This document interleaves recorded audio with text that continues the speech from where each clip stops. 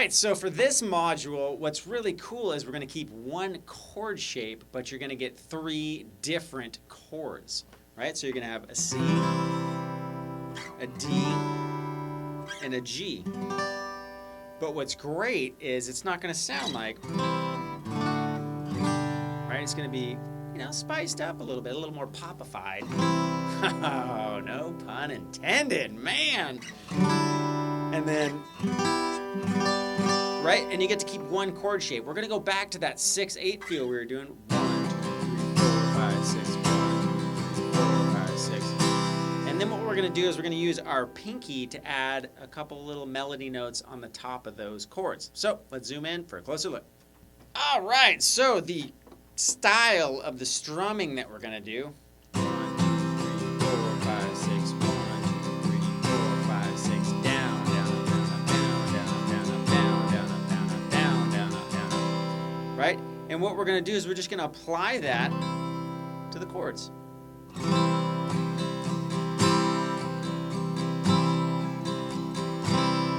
Now, what we can do is keep this same C shape. What I would suggest is you put a little of the skin of your ring finger to touch this low E, or your thumb, right?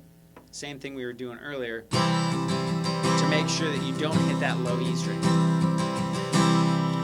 Then from there, we're going to move it up a whole step or 2 frets. So this exact same shape, really cool D chord. Now this is where we can start playing around with the other notes on top. So I'm going to add my pinky to the 5th fret E or the 5th fret B. Doesn't matter, they both work great.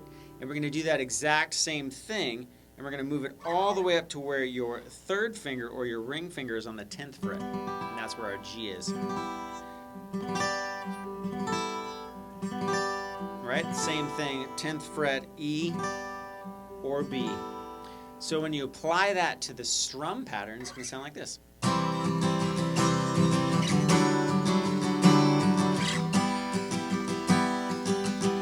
Right? We'll spice it up.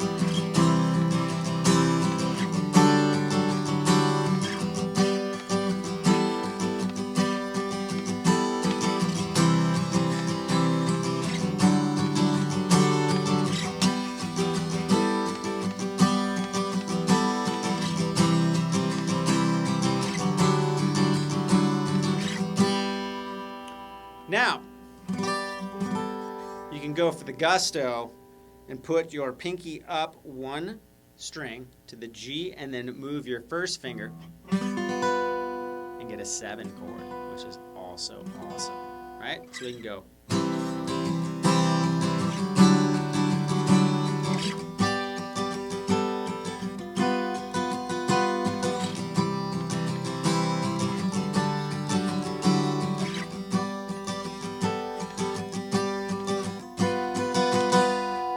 Right? So it's those playing with those melodies on top too that are great, and then it helps give a little bit of character to a common chord progression. Now we've, already given it a little bit of, pop pizzazz, right? With the inversions of the chords we've chosen to use. But to keep it from getting stale, and repeating over and over again, just add those higher melody notes with your pinky. And then that 7 chord as well, and that'll really help keep the ear involved, and it's a great background for a vocal melody to go over as well. And then you get to do 1 strum pattern, 1 chord shape, and just do subtle tweaks with 1 finger, and you are in.